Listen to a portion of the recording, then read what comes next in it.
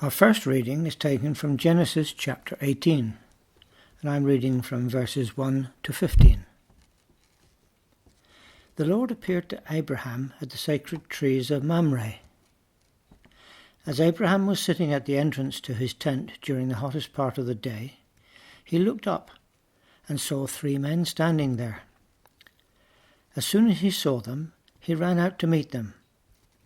Bowing down with his face touching the ground, he said, "Sirs, please do not pass my home without stopping.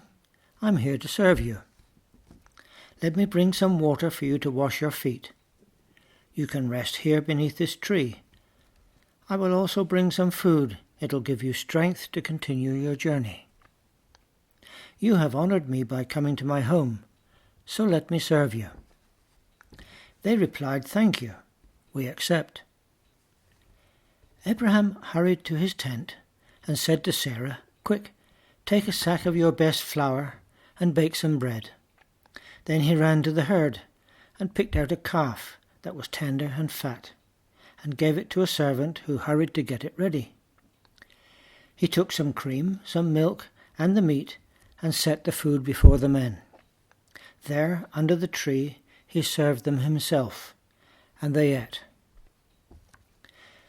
Then they asked him, "Where is your wife Sarah?"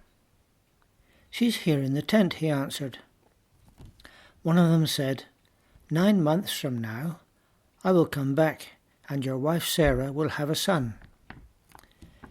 Sarah was behind him at the door of the tent listening. Abraham and Sarah were very old, and Sarah had stopped having her periods. So Sarah laughed to herself and said, "I'm old and worn out, and besides, my husband is old too."